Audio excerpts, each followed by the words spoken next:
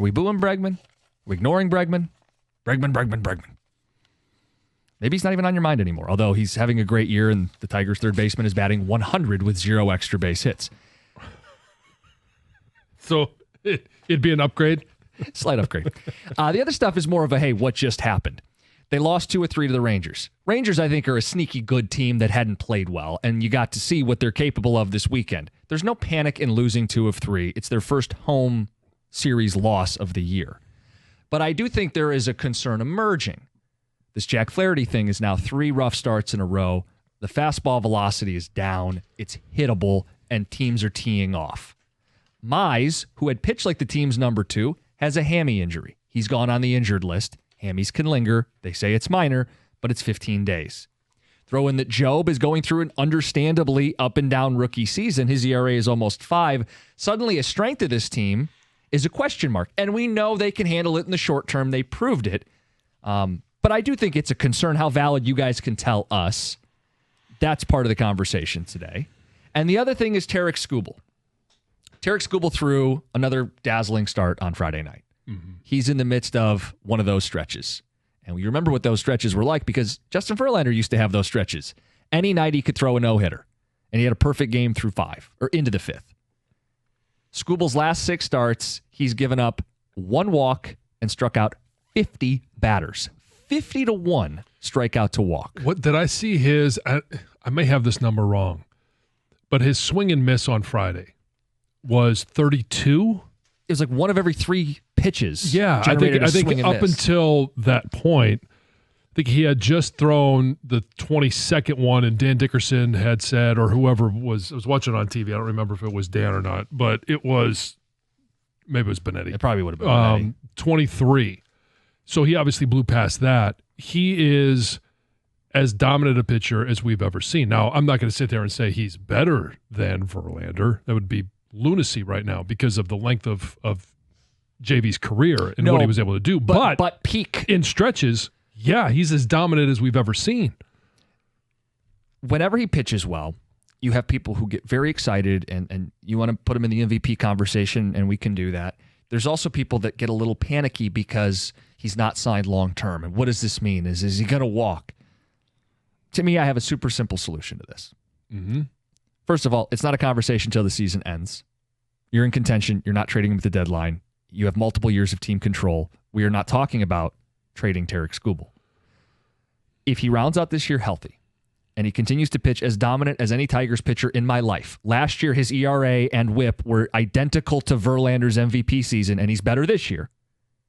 If he pitches as dominant as any pitcher in my life, back-to-back seasons, Cy Young Award winner, back-to-back seasons, I'm handing him the modern-day Garrett Cole deal. Term and dollar. $50 million per, 8 years, 9 years, I'm offering it. Period. There's no salary cap. My owner's worth billions. We're not paying anybody else long-term. Javi's not going to be here, right? That's the most expensive deal on the books. I'm offering him the Garrett Cole deal. If Boris and Skubal say, no, we want L.A., New York, both the Yankees and the Mets in on the bidding, and we're going to take it to true free agency, I'm trading him at the winter meetings. I'll have done everything I can. That's the solution. So the trade discussion happens after the season. Winter meetings. Contract discussions can be going on now. It doesn't have to involve Tarik Skubal I think they let the season play out, John. He's got to be healthy. He's got to deliver, and then I'm offering him the Garrett Cole deal. There's no drama here. It shouldn't be dramatic. We're going to give you the deal that you could only dream of, and if you turn us down, we'll trade you. Whether that deal happens today or in December, I don't have an issue with it. But like you, there's no discussion about the trade deadline. Tarik Skubal is here for this year. And the Tigers right now hold all the cards because they can offer that contract, and then it's up to Boris and Skubal to either accept or counteroffer and see where their mind's at. And if they say no go on 9 years, $450 million, then certainly you in the offseason, you entertain all trades. Mm-hmm. And what can we get for Tarik Skubal? Who wants the best pitcher in Major League Baseball? But that's a last resort. I want to be very clear about that. Sure, there's no question that's a last resort, but it's and I'm only taking umbrage with the one thing that you said is this happens in the offseason. The contract can happen now. I'm fine, even though he has yet to win his second Cy Young. I've seen enough, and whether you're risking injury this year, next year, down the road, injuries are always going to be a part of the game. What we believe is that he is today's best pitcher in Major League Baseball. Yes. He happens to be on your roster, and you have 2 years, this and next, of team control.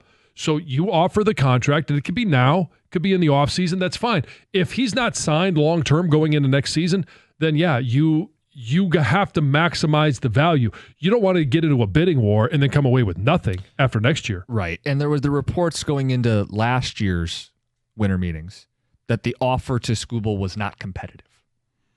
I don't want that to be the rumor at the end of this season. I want it to be... That was from Boris. We assume Boris's camp. Yeah. But then if you're the Tigers, you leak the deal at the winter meetings. We offered him $50 million a year on an 8 to 9 year deal. Same thing they did with Bregman. Obviously, dollars are different, but the details do come out. And if he's unwilling to sign, then he's the bad guy, not you. You're trying to do everything you can to deliver for the fans and keep one of the great players in today's game. And if he doesn't want to do it, he doesn't want to do it, but you're right. Now, you have a track record of saying, we've offered the best deal to Bregman. We offered a hell of a deal for Tarik Skubal. It's not us, it's them. But again, we're in the midst of, I just want to enjoy when he pitches on every fifth day or like a Friday night when you're at the ballpark. That's the conversation. So I'd like to put it, I know it was a talking point on this station and on social media all weekend about Skubal, what's going to happen. You're going to pay him a lot of money. That's what's going to happen. Yeah. I don't have any issue with discussion of how much money, term. I mean, he's young enough right now because he's obviously still under team control. He's had his arm of it. Doesn't mean he's not going to have another one. No, he could. And you're stuck with the salary and the term and all that stuff. That's the cost of doing business. Yeah, I mean, comes with risk. So the risk is obviously he's hurt and never pitches that same way again, and you're out that money. But the alternative is you risk being an organization that doesn't want to compete. Right, and so his risk is, they're offering 9 at 450, and this we're making up numbers right now. We don't know if this is. I'm just taking the cold deal and putting it in today's dollars. Is he gets into next year, and he's still pitching under an arbitration contract, and then he never gains that money, never gets that money because he theoretically could have an arm event next year or doesn't pitch the same way next year. Another year down the road. I think he's going to be very good for quite some time. And I love, there is great enjoyment in fiery Tarik Skubal. I love it. Especially when it happens at home. I know the crowd feeds into it. I know they feel it. It's something special. It's unique. We're all getting a chance to see something really good right now. We want more of it. So do you guys agree with my plan as to how we handle Tarik Skubal, the Costa plan? You play the year out, you offer him a Garrett Cole deal in today's dollars, and if he says no, you trade him. But there's really no ambiguity. He's special. He's dominant. He's as dominant a pitcher as we've seen in a long time. Again, his numbers are nearly identical to Verlander's MVP season. Last year, he had a 2.39 ERA. Verlander's was 2.40. Their whip was in 0.92. I mean, they had the same season. Skubal had more strikeouts per 9. Verlander pitched more innings. Some of that is just today's baseball. But this is as dominant as peak Justin Verlander, and he's gone up a notch this season. So yeah, I don't think we should be fighting it. He could be having an MVP caliber season. Yes. But not win it because Aaron Judge wins the Triple Crown. Like, I mean, there's a lot of baseball to be played. Who knows if Aaron Judge does that? If he doesn't do that, then I think the next winner should be Tarik Skubal. Now, we're very early in the season, but he is pitching at that level. So the Skubal conversation and then the concerns we threw out. We'll take some phone calls, ticket text next. It's 97.1.